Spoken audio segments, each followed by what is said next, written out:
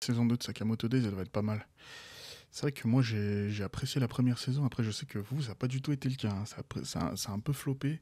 Après, apparemment, sur Netflix, il y a quand même eu des bons chiffres, hein. Ça avait intégré le top 10. Ça avait fait des bonnes vues. Et puis le cours 2 arrive. Et surtout, je trouve que le cours 2 a l'air bien mieux que le premier. Rien que le trailer est vachement mieux. Je vais le mettre là tout de suite, là, pour qu'on puisse voir. Parce que des problèmes assez marquants. Bon, on va baisser le son parce que sinon. Oh putain, c'est en anglais, frère, tue-moi. A l'air bien mieux. D'accord, on va enlever le son parce que sinon ça va poser problème. Mais moi, quand j'ai regardé la première saison, ce qui m'a vraiment gêné, je sais pas pour toi, mais c'était ça. Cette image, elle est parfaite. C'est ça. Après la post-comp, quand ils ont foutu tous les effets, je trouve l'image tellement moins belle qu'au départ que ça me fait mal au cœur. Honnêtement, ça me fait mal au cœur. Parce qu'il y a des beaux dessins, il y a de la qualité, surtout quand tu vois pré-comp. Bon, t'enlèves le background parce qu'il a bien changé. Mais moi, je parle de tous ces effets sur les couleurs, ces espèces d'ombres. Je fais ça aussi sur Photoshop, des fois, sur les miniatures. Je trouve ça tellement pas beau. Là, c'est vraiment plus précis, moins manufacturé. Parce que bon, l'anime, d'accord, il est fait par TMS, il n'y a pas forcément un staff de fou furieux. D'accord. Mais il y a quand même de la qualité, il y a quand même des gens qui proposent des choses. C'est pas que de la merde. Et il faut que je vienne à un endroit particulier parce que là, dans cette vidéo sur Netflix, qui était plutôt intéressante, hein, je t'invite à aller la voir, tu vois le titre. Il parle un peu du processus de création de l'animé, comment on en arrive ça, 350 shots par épisode. Mais moi, je parle vraiment de la composition, parce que pour moi, il y a une taupe dans l'équipe, il y a un truc qui va pas. Parce que les éléments, quand tu les prends un pour un, fonctionnent pas mal, d'accord. C'est des choses qui sont pas mal.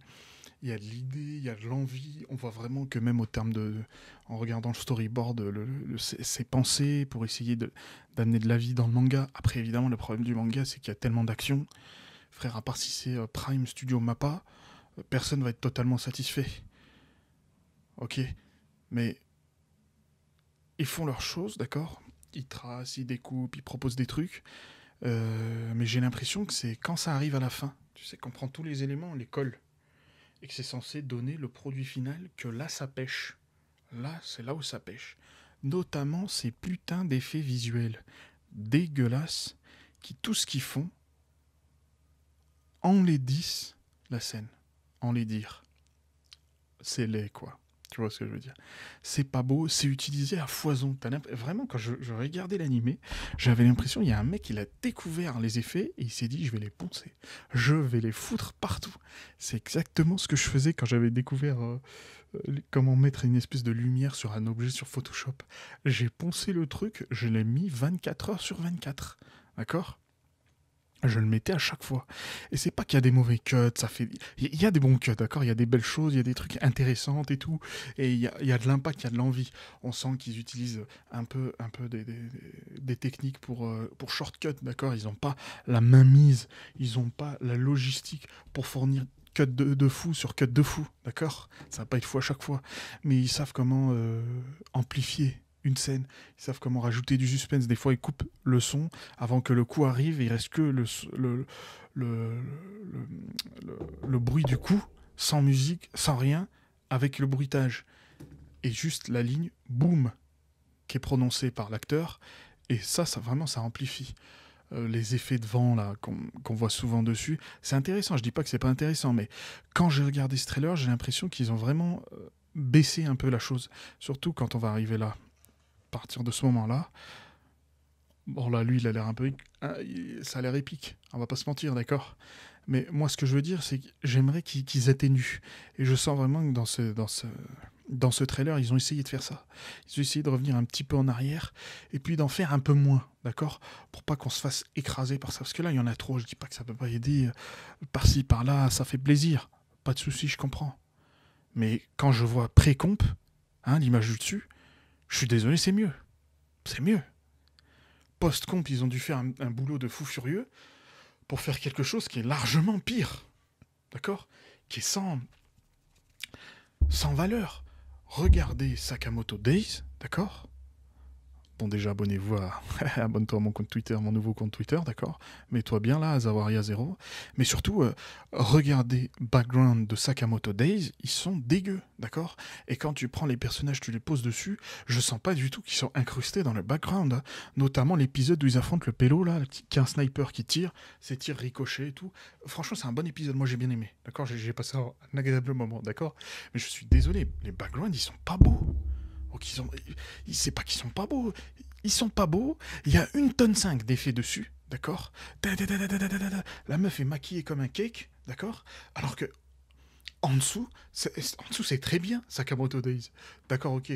Toi, t'es fan du manga, tu t'attends évidemment à ce que ce soit 10 sur 10. C'est normal, s'il faut de l'ambition. Si t'es pas ambitieux, bon, t'es un peu une merde, quoi. Je veux dire, t'aimes pas vraiment le manga. Mais Sakamoto Days, c'est pour moi, en animation, sur 10, c'est 6,5, 7 par moment, d'accord? C'est bien, c'est pas catastrophique. En plus, il n'y a pas beaucoup d'épisodes, donc ça a du mal à être catastrophique. Mais l'animé ne cède pas du tout. Il y a quelqu'un comme Vinicius de 2022. Il joue contre nous. Ouais, il est contre nous. Il est dans la même équipe que nous, mais il a un autre agenda. Hein, il défend des nations étrangères. Peut-être qu'il y a un Chinois dans le lot, je sais pas. Peut-être qu'il y a un Coréen, il fait des dingueries. Mais il y a quelque chose qui va pas. D'accord? Moi, je trouve que la musique est sympa, l'opening est pas fou du tout. Et première nouvelle, alors je vais te l'apprendre, d'accord? Mais apparemment, le deuxième opening de Sakamoto Days, au storyboard, il y a Tetsuro Araki. Et il y aurait Arifumi Imai qui ferait du Ki-animation dessus. Ki-animation. Écoute, il faut tout dans un monde. Je veux dire, il faut tout. D'accord? S'il est pas dans l'animé, qui fait pas des cuts, moi je vais chialer, je vais pleurer. Si c'est juste dans l'opening. Bah, apparemment l'opening est bien mieux. On entend la musique dans le trailer. Je vais évidemment pas la mettre parce qu'après je pourrais pas publier cette vidéo. Malheureusement. Ah, on peut pas tout avoir dans ce bas monde. Ah, on peut pas avoir le beurre et l'argent du beurre.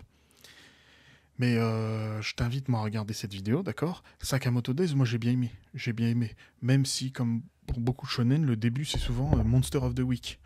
C'est-à-dire, hop, il y a un arc, il y a un ennemi, on bat l'ennemi, on passe au prochain.